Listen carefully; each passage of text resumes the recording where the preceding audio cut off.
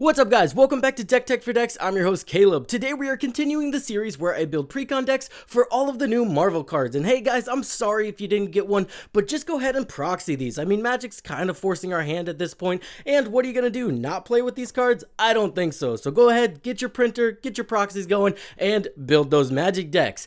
Now let's get into Iron Man. And I'm sorry guys, it took me a little bit to get this one going, but honestly I was kind of stumped. Whenever I see a tutor on a commander, sometimes it takes me a little bit longer to come up with an interesting idea because you don't want this to be tutor up your combo pieces and win the game. Those decks notoriously get very boring very quickly, so I think I've come up with something that's pretty interesting.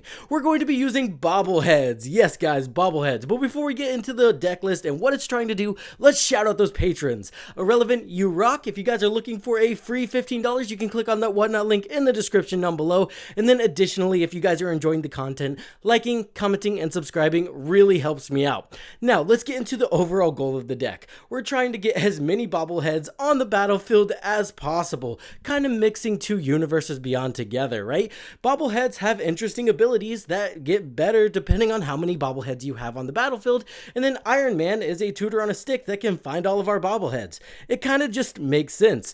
And then if you don't have a ton of bobbleheads on the battlefield, they do just tap for mana, so they do still add utility to the deck.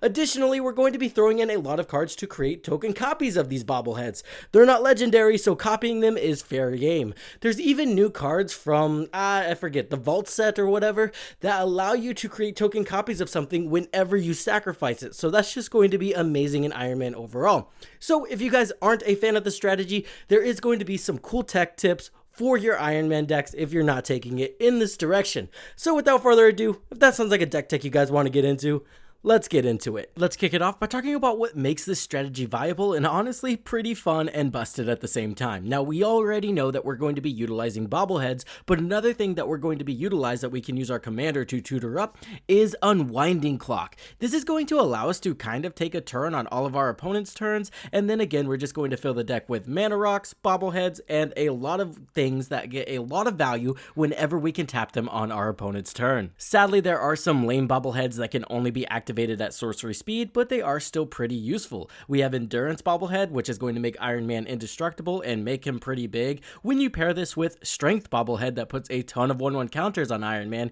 again, counters equal to the amount of bobbleheads we have, you can kind of see where we can literally just start commander damaging people out. Agility bobblehead is not that useful, it's just going to give our creatures haste. This can be pretty useful in a couple scenarios, but 9 times out of 10, this is just going to be a mana rock. Charisma bobblehead is another one that only activates at sorcery speed, but again, pretty useful, generating us an instant board state of 1/1 equal to the amount of bobbleheads we control. Luck bobblehead is going to be one of the ones we're going to try to activate as many times as possible, since it isn't restricted by that at sorcery speed clause. Now, notably, this allows us to roll a 6-sided die for each bobblehead we control, and for every odd number, we're going to generate a tapped treasure token. Now, this can get us a ton of treasure tokens very quickly, and again, is absolutely insane with Unwinding Clock. It can also maybe sometimes win you the game if you roll 6 exactly 7 times. Again, we're not going for that here, but it can be a funny way to win the game. Intellect bobblehead is going to draw us a ton of cards. Yes, it looks expensive, but whenever we're playing with Unwinding Clock and we have enough mana rocks to generate 5 mana, it's not going to be that hard to just activate this 3 times on our opponent's turn and then have a massive hand whenever we untap. Perception bobblehead can be very cool as well. It can also just straight up find us our bobbleheads, right? If we have a ton of bobbleheads on the battlefield, we can just keep activating Perception bobblehead, dig deep, find those 3 CMC bobbleheads and throw them onto the battlefield.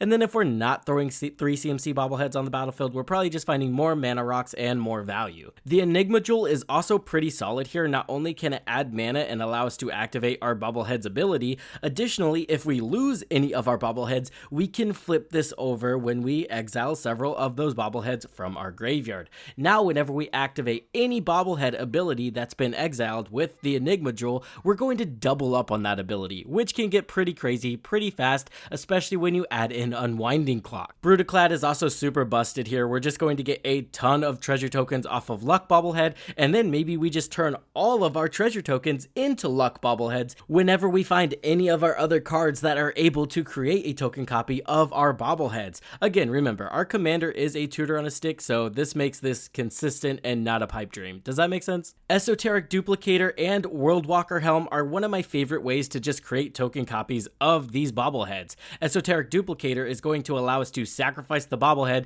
to search for a 4 CMC artifact, I don't know, maybe Unwinding Clock, and then we can just pay 2 mana and we get a token copy of that bobblehead, and then that bobblehead is going to go into the graveyard. But we have ways to reanimate that later on that we will go over in the deck. Worldwalker Helm, also super useful here. You just tap it for 2 mana and create a token copy of target artifact token you control. So again, we already need to have made a token copy of the bobblehead, but once we've done that, we can pair this with Unwinding Clock to create an insane amount of bobbleheads. Saheeli Sun's Brilliance, super simple, 2 mana, create a token copy of any creature or artifact on the battlefield. There is a lot of useful targets for this ability, including the bobbleheads. Sculpting Steel can just come down as a copy of one of the bobbleheads. Mirrorworks is just going to allow us to pay 2 mana whenever any artifact enters the battlefield, and we can create a token copy of it. Mechanized Production, very good card. It does say at the beginning of your upkeep, create a token that's a copy of Enchanted Artifact. So right out of the gate, we're getting more bobbleheads.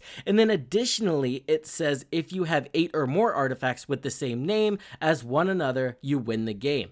Now, notably, that does not have to be whatever you enchanted. So if we have our luck bobblehead, and then we get 2 luck bobbleheads, and then maybe, I don't know, an Unwinding Clock on the battlefield, get up to 8 treasure tokens, untap, we win the game because we have over 8 treasure tokens. Moving on to one of our best value engines in the deck, we have Goblin Engineer. Not only can this tutor up any of our bobbleheads, but additionally, I love looping stuff in and out of the graveyard with this guy. It just generates a ton of value, like Brass's Tunnel Grinder and the Ever-Flowing Well. Now, whenever we sacrifice these and reanimate them, we're either drawing 2 and milling 2, or discarding a ton of cards and drawing a ton of cards. And remember, we just loop that in and out of the graveyard every other turn for insane value. Ichor Wellspring and Prize Statue do something very similar, but it doesn't give you the value of Brass's Tunnel Grinder and the Ever-Flowing Well.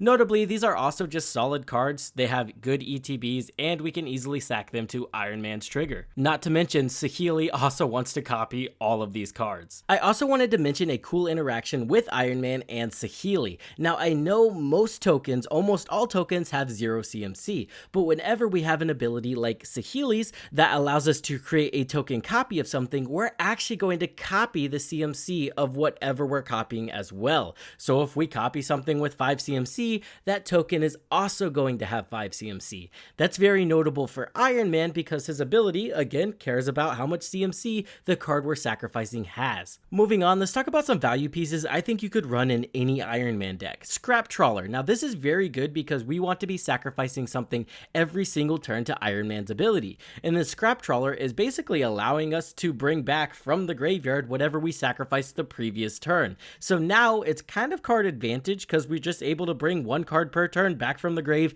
very consistently.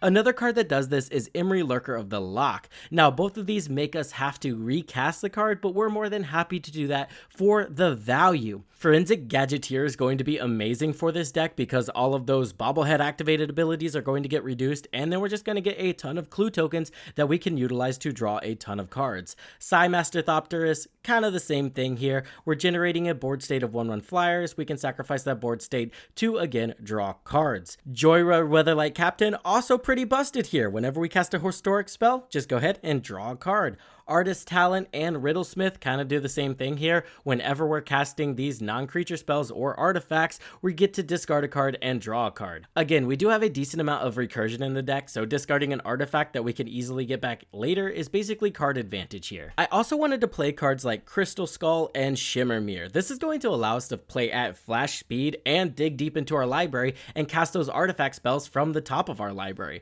Why I like this strategy so much is because we've honestly made Unwinding Clock a core to our strategy, so whenever we're basically taking an extra turn on all of our opponent's turns, we kind of need to be able to cast our artifacts at flash speed. And since our commander can tutor up Unwinding Clock so consistently, I wanted to add some other cards that synergize with it, like Oblivion Stone. Now normally this isn't too great because you have to protect your pieces before you set it off, but with Unwinding Clock we're able to protect 4 pieces of rotation, and then we're also allowed to set this off on our opponent's turn. So until someone forces our hand, we're just going to be putting fate counters on our entire board.